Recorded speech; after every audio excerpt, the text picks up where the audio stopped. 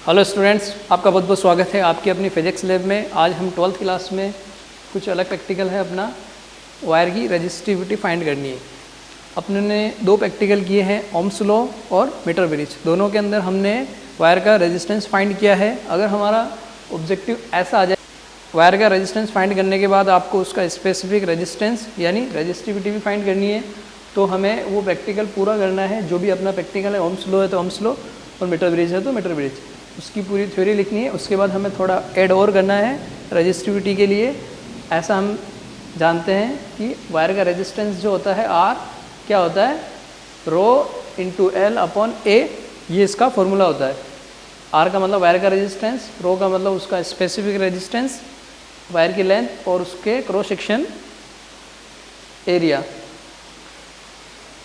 तो अपना specific resistance इस फॉर्मूले से अगर हम क्रॉस मल्टीप्लाई करते हैं तो रो इजिकल टू आ जाएगा अपना ये आर और ए नोमिनेटर में चला आ जाएगा और अपना एल अपॉन में आ जाएगा।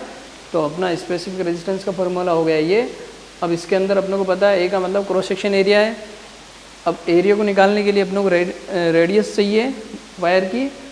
हम रेडियस से भी निकाल सकते हैं। अगर हम रेडियस नहीं निकालें और डायरेक्ट हम डायमीटर से ही एरिया निकालेंगे तो कैसे निकालेंगे। एरिया का फॉर्मूला अपने को पता है, क्या होता है, जो अपना वायर होता है उसका जो क्रॉस सेक्शन होता है क्या होता है, एक सर्कल होता है।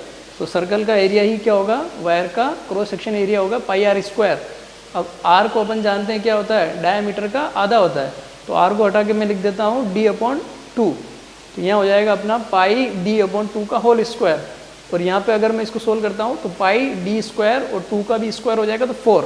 तो यहाँ से मैं इस ए की वैल्यू रख देता हूँ इस फॉर्मूले में। तो अपना स्पेसिफिक रेजिस्टेंस का फॉर्मूला बन जाएगा एक्स का मतलब अपना जो वायर का रेजिस्टेंस है, आर से बदल के मैंने एक्स कर दिया क्योंकि हमने मीटर ब्रिज के अंदर जो रेजिस्टेंस था उसको एक्स लिखा था। आर भी लिख सकते हैं, उससे कोई फर्क नहीं पड़ेगा। सिर्फ अपना एक्स का मतलब होता है वायर का रेजिस्टेंस और पाई, और डी का मतलब डायमीटर अपॉन 4L वायर की लेंथ। ये इसके मतलब हमने लिख दिए। ये हमारी ऑब्जर्वेशन टेबल है वायर के डायमीटर फाइंड करने के लिए। वायर का रेजिस्टेंस हमने अपने मेन प्रैक्टिकल से फाइंड कर लिया था और लेंथ हम नाप सकते हैं कि लेंथ कितनी है इसकी स्केल से, तो 30 सेंटीमीटर। अब हमें डायमीटर फाइंड करना है तो हमें जो 11th क्लास में हमने स्क्रू गेज की हेल्प से वायर का डायमीटर फाइंड किया था, उसी से हमें ये टेबल सेम बनानी है और अपने को डायमीटर फाइंड करना है। यस, ये अपना स्क्रू गेज है और ये अपना वायर है। इसकी हेल्प से अपने को इस वायर का डायमीटर फाइंड करना है। तो सबसे पहले अपन स्क्रू गेज को देख लेते हैं। तो इस तरह से ये खुलता है पीछे की तरफ। अब ये जो आपको नंबर दिख रहे हैं, ये इसको बोलते हैं मेन स्केल या लीनियर स्केल। इस पर लिखा हुआ 0, फिर उसके बाद 5 लिखा हुआ है, बीच में 5 डिवीज़न है। तो ये अपना कितना है, 5 mm है, 5 मिलीमीटर। और आगे देखते हैं तो ये अपना 10 लिखा हुआ है। ये 10 सेंटीमीटर नहीं होकर के 10 मिलीमीटर है, यानी कि 1 सेंटीमीटर है। ये mm में है मेन स्केल। और ये अपनी सर्कुलर स्केल है। इस पे 0 से लेकर 100 तक काउंटिंग लिखी हुई है। और इस तरह से 100 आ जाएगा अपना, 90 फिर अपना 0 या 100, यानी कि इस पे 100 डिवीज़न है। इसको जब हम एक राउंड चलाते हैं तो ये कितना चलता है, 1 mm चलता है। तो इस तरह से इसका लिस्ट काउंट होता है कि मेन स्केल पर एक डिवीज़न की वैल्यू 1 mm और टोटल नंबर ऑफ़ डिवीज़न अपना जो सर्कुलर स्केल है, सर्कुलर स्केल पर कितने डिवीज़न है उससे हम इसको डिवाइड करते हैं। सबसे पहले हम देखते हैं कि ये कोई एरर तो नहीं है इसमें। तो उसके लिए हमें क्या करना होता है, इसको अच्छे से टाइट करना होता है। इसको हमेशा यहाँ से पकड़ के हम इसको इस तरह से टाइट करते हैं और एकदम से इसमें आवाज़ आती है टिक, इस तरह से हम देखते हैं इसमें कोई एरर तो नहीं है। तो इसके अंदर जो दोनों 0 दिख रहे हैं आपको, मेन स्केल पे 0, ये यहाँ पे रेफरेंस लाइन हमारी, और वर्नियर स्केल का 0 ये दोनों आपस में कोइंसाइड हो रही है, यानी कि हमारा एरर नहीं है।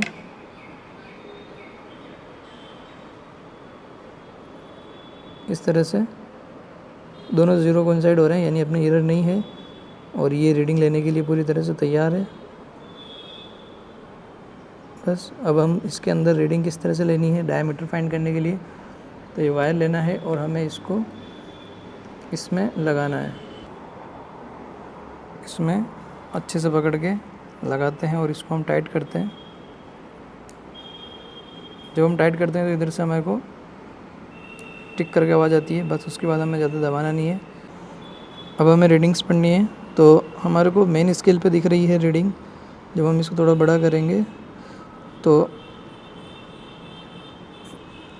मेन स्केल पे हमें सिर्फ 0 दिखाई दे रहा है, उसके बाद कुछ गैप दिखाई दे रहा है, तो हमारी मेन स्केल की रीडिंग हो जाएगी 0। और वर्नियर स्केल के अंदर देखते हैं तो हमारा ये जो मेन स्केल के अंदर जो रेफरेंस लाइन है हमारी ये वाली, ये लाइन, इसके करस्पॉन्डिंग कौन सा डिवीज़न हमारा जो है सर्कुलर स्केल पे देखना है।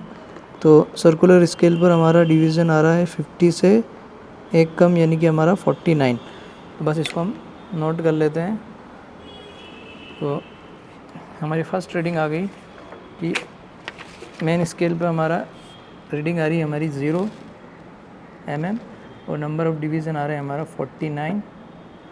इसको हम आगे कैलकुलेट करेंगे।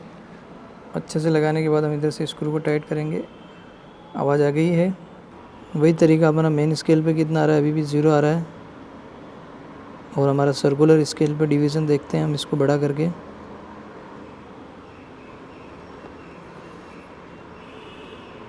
तो सर्कुलर स्केल पे हमारे डिवीज़न आ रहे हैं 50, यहाँ लिखा हुआ हमारा 50 से एक 2 डिवीज़न कम है, यानी 48। तो सर्कुलर स्केल पे हमारी रीडिंग आ गई 48। ये हमारी अगली रीडिंग हो जाएगी। तो फिर से हमने अगली रीडिंग ली। सेकंड रीडिंग में मेन स्केल पे हमारा 0 और सर्कुलर स्केल पे हमारा डिवीज़न है 48। और किसी अगली जगह इसको लगाएंगे जब तक कि आवाज़ नहीं आती है। बस हमारी आवाज़ आ गई। थर्ड रीडिंग्स के लिए हमारा मेन स्केल पर आ रही है 0 और सर्कुलर स्केल पर हमारा रीडिंग देखने के लिए हम इसको थोड़ा जूम करते हैं। तो हमारी रीडिंग आ रही है सर्कुलर स्केल पे 50, यहाँ हमारा 50 है और 50 इससे हम देखते हैं आराम से।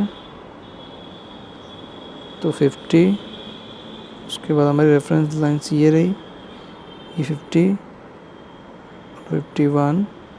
तो हमारी रीडिंग हो गई 51। बस इसको हम नोट कर लेते हैं। तो मेन स्केल पे हमारी रीडिंग आई 0, सर्कुलर स्केल पे आ गई हमारी 51 मिलीमीटर। सॉरी, सर्कुलर स्केल पर हमारा डिवीज़न आया 51। आगे इस टेबल को हम कंप्लीट करेंगे, LC से इंटू करेंगे और हम इसको पूरा करेंगे। यस, हमने अपना प्रैक्टिकल परफॉर्म किया। 3 रीडिंग्स हमने ली, उसे हम नोट कर लेते हैं। तो हमारी मेन स्केल पर रीडिंग आई थी 0 फर्स्ट रीडिंग में, और नंबर ऑफ डिवीज़न आए थे हमारे पास 49 सर्कुलर स्केल पर। और हमें पता है लिस्ट काउंट कितना होता है स्क्रू एज का, तो 0.01 ये मिलीमीटर में होता है। इसको हम इंटू कर देते हैं तो अपना पास सर्कुलर स्केल की टोटल रीडिंग आ जाएगी B 0.49, ये mm में है। अब अपने पास टोटल डायमीटर आ जाएगा A + B, मेन स्केल 0 और सर्कुलर स्केल पर अपना 0.49। इस तरह से अपनी फर्स्ट कंप्लीट हो गई। जब हम सेकंड रीडिंग देख रहे थे तो मेन स्केल पर आई थी अपनी 0 और सर्कुलर स्केल पर डिवीज़न आया था अपना 48। इसको हम LC से इंटू करते हैं 0.01, तो अपने पास आ जाएगा 0.48 मिलीमीटर। और टोटल अपने पास डायमीटर आ रहा है 0.48 मिलीमीटर। थर्ड रीडिंग के अंदर भी अपना मेन स्केल पर आई थी 0 और सर्कुलर स्केल पर नंबर ऑफ डिवीज़न आए थे अपने 51, और इसको LC से इंटू कर दें तो अपने पास आ जाएगा 0.51 और अपने पास डायमीटर आ गया 0.51। तो अब हम तीनों का जो मीन लेते हैं तो अपने पास मिलीमीटर के अंदर जो वायर है उसका डायमीटर आया था 0.4933। ये अपने पास मिलीमीटर के अंदर इसका डायमीटर आ गया, तो आसानी से अपने ने डायमीटर फाइंड कर लिया। आइए अब हम कैलकुलेशंस देखते हैं। तो हम डायमीटर फाइंड करने के लिए कैलकुलेशन कर रहे हैं। तो हमने जो फर्स्ट रीडिंग ली थी उसके अंदर हमारा मेन स्केल पे रीडिंग आई थी 0 और सर्कुलर स्केल पर हमारा डिवीज़न आया था 49। और हमें पता है कि स्क्रू गेज का लिस्ट काउंट होता है 0.01 mm। तो B is equal to number of division into LC। तो हमारा वर्नियर, हमारा जो सर्कुलर स्केल था उसकी रीडिंग हो जाएगी B is equal to number of division into LC। तो नंबर ऑफ डिवीज़न आ रहे हैं 49 और लिस्ट काउंट हमारा होता है 0.01। इस तरह से हो जाएगा 0.49 mm। अब हमारा जो सेकंड ऑब्जर्वेशन था उसके अंदर हमारा मेन स्केल पर रीडिंग आई थी 0 और हमारे सर्कुलर स्केल पर डिवीज़न थे N 48 और हमें पता है LC होता है हमारा 0.01 mm। तो सर्कुलर स्केल की reading B is equal to N into LC। तो सर्कुलर स्केल की रीडिंग हो जाएगी हमारी 48 इंटू 0.01 इज इक्वल टू 0.48। तो इस तरह से हमारा डायमीटर हो रहा है।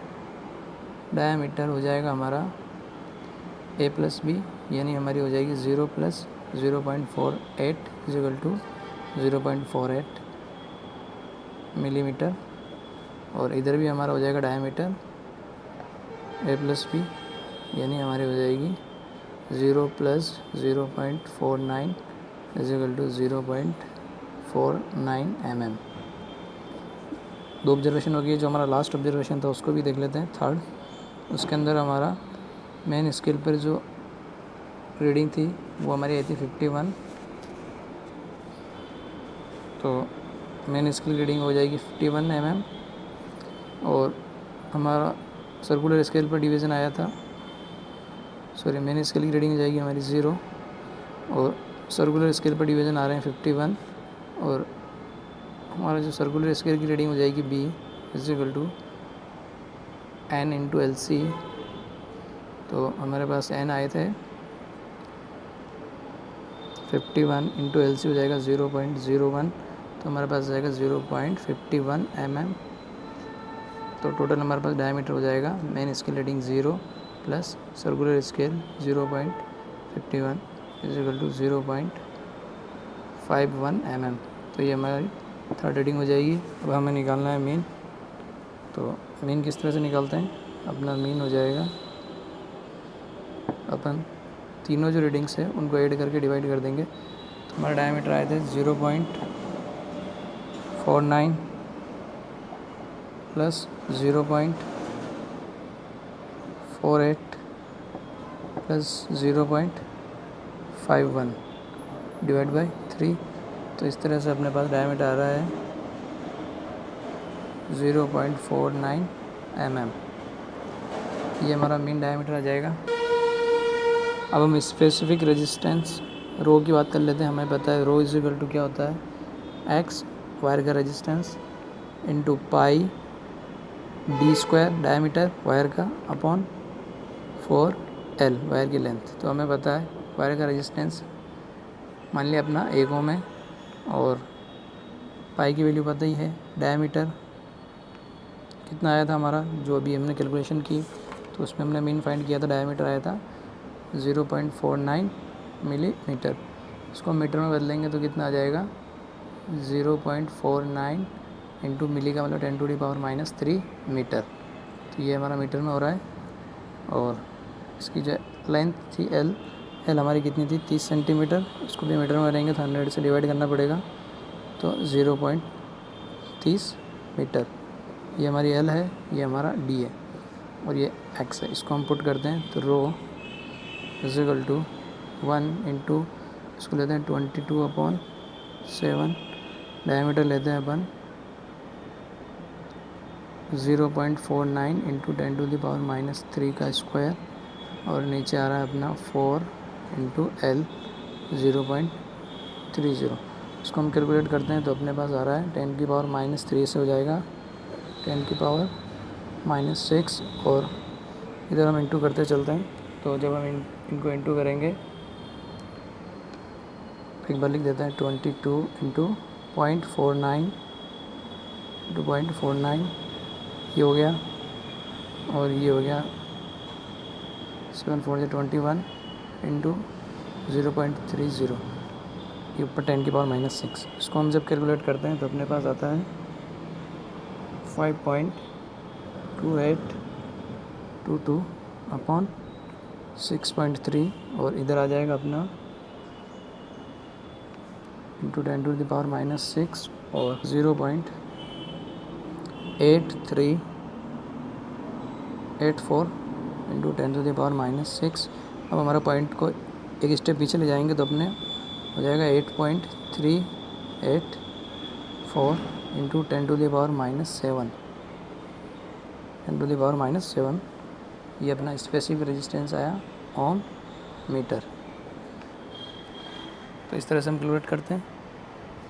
डायमीटर फाइंड करने के बाद हम कैलकुलेशन करते हैं इस फॉर्मूले से, और कैलकुलेशन की हमने जब हमने फॉर्मूले का यूज़ लेकर स्पेसिफिक रेजिस्टेंस फाइंड किया तो हमारे पास स्पेसिफिक रेजिस्टेंस या रेजिस्टिविटी रो कितनी आई, equal to 8.384 into 10⁻⁻7 ohm metre.